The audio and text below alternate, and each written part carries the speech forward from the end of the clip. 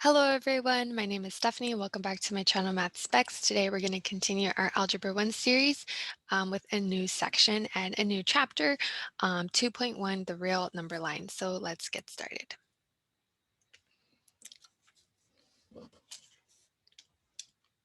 Okay, so we're going to begin with some important definitions. So real numbers can be either positive, negative, or zero.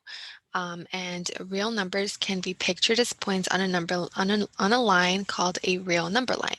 So here, what you see here is a real number line that I have. But mine unfortunately ends at 9 and -9, but you can imagine this to continue on forever and ever and ever in both directions, okay? And something special about this that you will notice is that 0 is in the middle. So here we have 0, and to the left of 0, we have negative numbers. And to the right of 0, what do you notice about those numbers? They're positive, okay? So that's something that you want to notice, you want to keep in mind. 0 is neither positive nor negative, but it sits right in the middle. And of course, the number line extends in both directions past -9. It goes on forever and ever and ever in both directions, okay? So let's go ahead and move on to the next slide.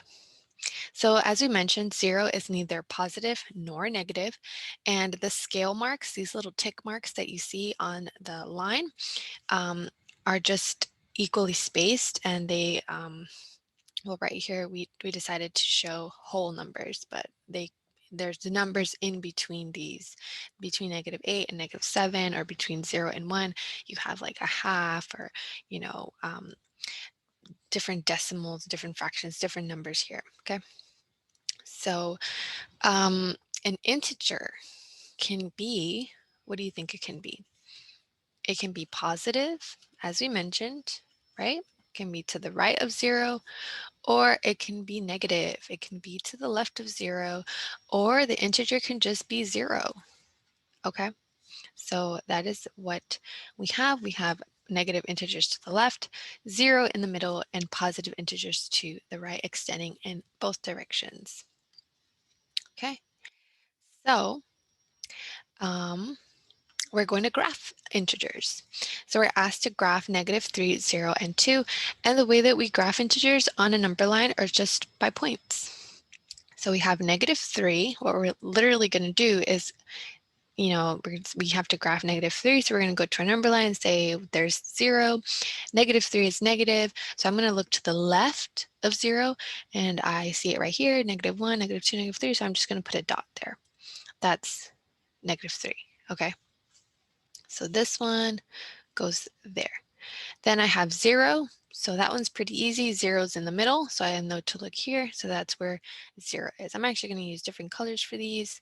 I think that might make it a little bit more fun and clear that we're graphing these. So this would be 0.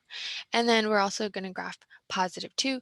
So I know that positive numbers are to the right of 0. So I'm going to look over here, and here it is. So here's 2, +2. I graphed 0, and I graphed -3. Okay.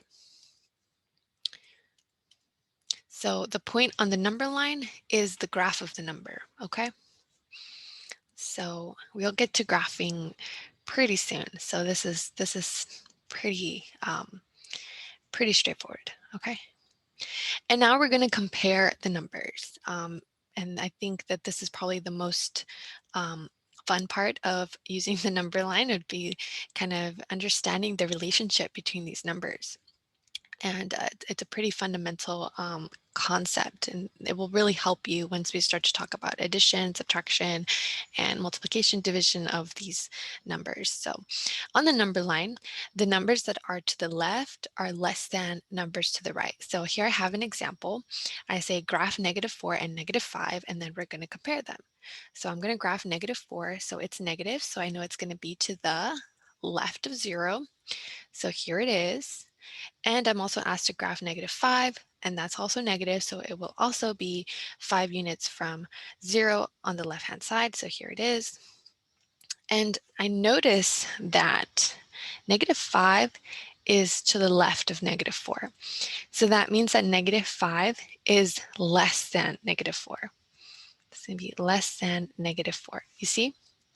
It is to the left of this number. Okay, so negative 5 is smaller than negative 4. Okay, so let's actually break this down. I'm actually going to erase that.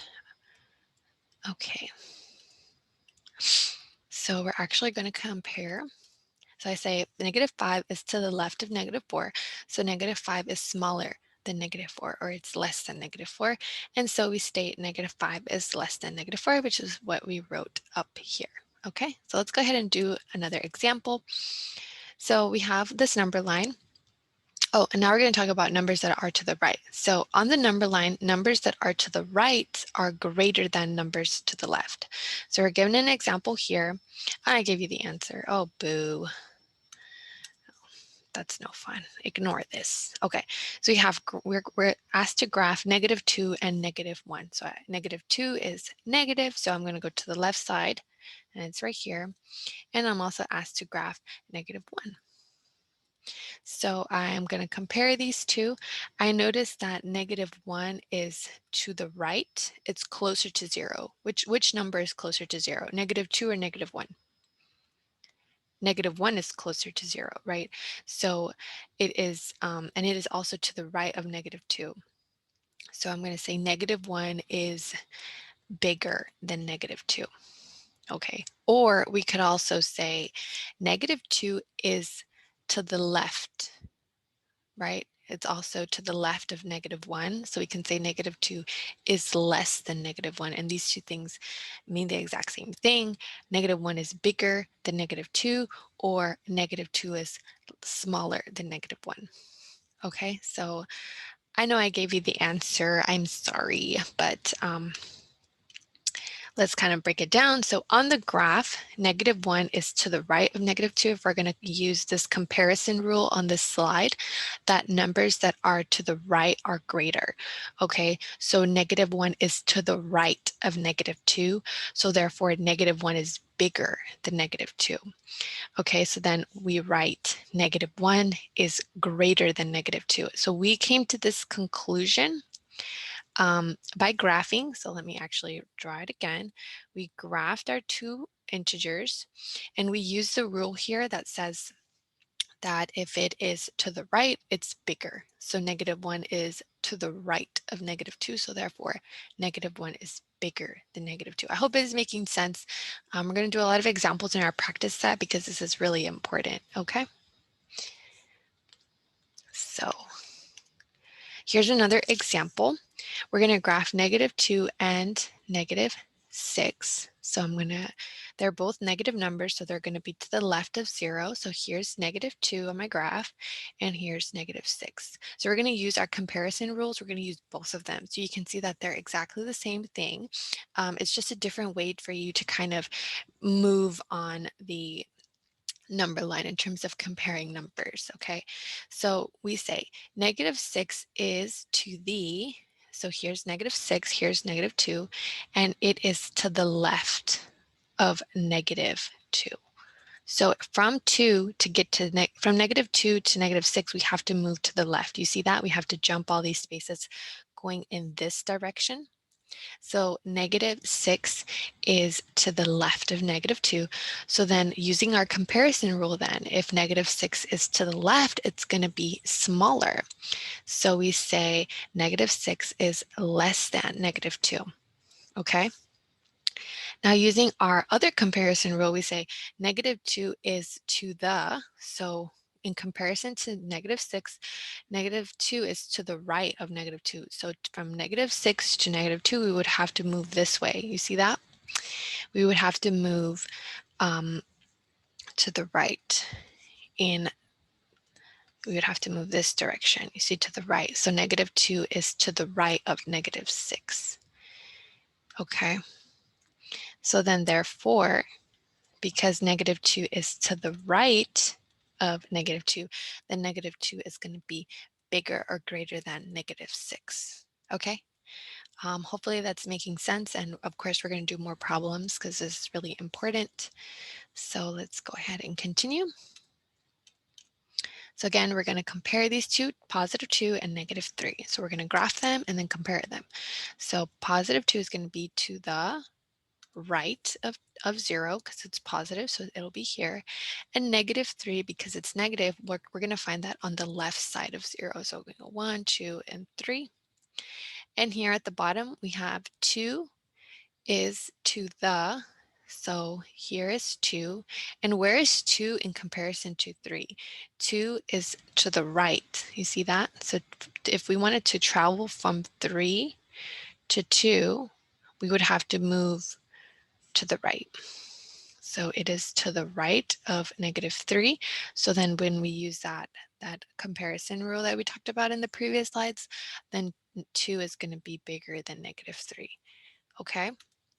But if we wanted to compare, in the other direction, negative 3, if we notice, is to the left. Because if we were at 2 and we wanted to get to negative 3, we're going to, travel on our number line. We would have to hop these many spaces to the left. So we would write negative 3 is to the left of 2. And when we use our comparison rule that we talked about, then it's going to be smaller than 2. Negative 3 is going to be less than 2. Okay. So hopefully this is making sense. I know it can be confusing at first, but we're going to end with a example that I think everyone can understand. 5 and 7, they're both positive. And just off the top of your head, which number is bigger, 5 or 7? Which one is smaller, 5 or 7? So we're going to use our rule, our comparison rule, left to right, to kind of show how this makes sense, okay? Because if you can understand it for the positive numbers, understanding it for the negative numbers won't be that much of a stretch, okay? So we're going to graph 5 and 7, and they're both positive, so they will be on the right side of 0. So I'm going to find 5 right here, and then I'm also going to find 7 2 spaces down. So I notice I'm going to compare 5 to 7. So 5 is to the, so here's 5 and 7. So if I wanted to go from 7 to 5, I would have to go from here to here. So 5 is 2 spaces to the left. So if I wanted to go from 7 to 5, I'd have to go to the left. Okay, so then therefore 5 would be less than 7. And we know that, right? If you have $5, you want to have $7 instead because 7 is more than 5. Okay, and let's go on to the next comparison one. We see that 7 is blank of 5. So if we wanted to go from 5 to 7, we would go like this. We would move in this direction. We would go to the right. So 7 is to the right of 5, okay? And this is why using the number line and having a number line here is really important, or drawing one for yourself would also be really helpful. So then we say 7 is bigger than 5. 7 is greater than 5. And we already knew that, right? But we're using what we learned in this section to compare these positive numbers and ended on something that we can all agree on. And so therefore, when we talk about negative numbers and comparing negative numbers to each other or comparing negative numbers to positive numbers, we can kind of remember this kind of intuitively. Okay, I hope that it's making sense. And as always, we're going to have a practice set after this lecture. So next time we will begin our practice set for the number line where we're going to see this. We're going to graph integers and we're going to compare them as well. So I hope that you can join me for that. Thank you for your time and attention today. That is all, and we will see each other next time.